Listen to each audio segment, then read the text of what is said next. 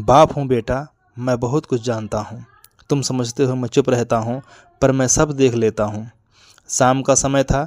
आंगन में लगी पुरानी सी चारपाई पर पिता अपनी थकी हुई देह लेकर बैठा था।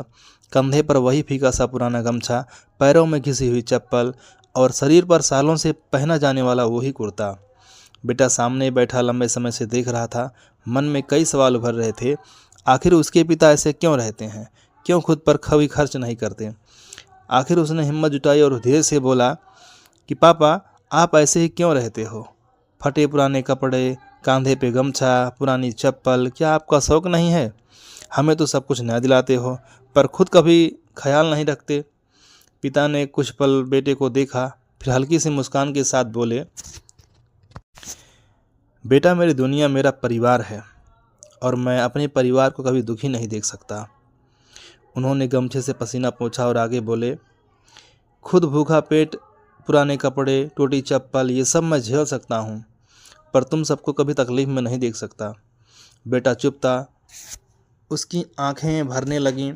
पिता ने आसमान की ओर देखते हुए कहा, मेरे बाप ने मुझे ज़्यादा नहीं दिया, न पढ़ा पाया, न बड़ी जिंदगी, पर एक चीज़ ज़रूर दी, संस्कार।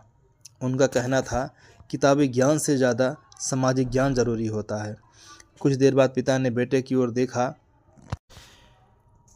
तुम सोचते हो मैं नहीं समझता तुम्हारे दिल में क्या है, कब तुम क्या चाहते हो, क्या परेशानी है, सब पता होता है मुझे।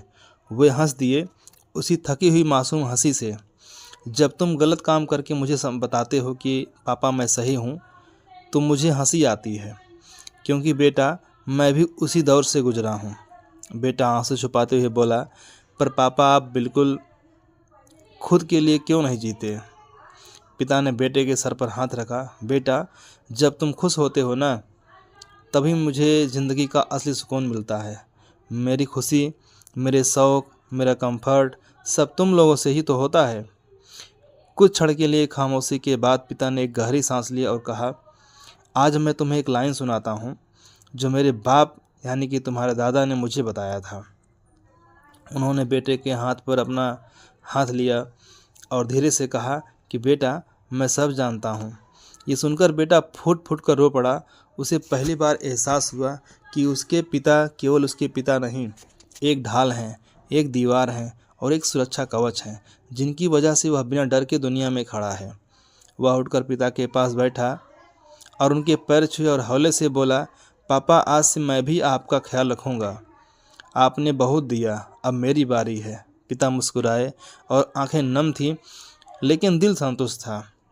उस रात पहली बार बेटे ने पिता को उनके लिए नया टी शर्ट लाया और पिता ने भी कई महीनों बाद पहली बार खुद को आईने में मुस्कुराते हुए देखा।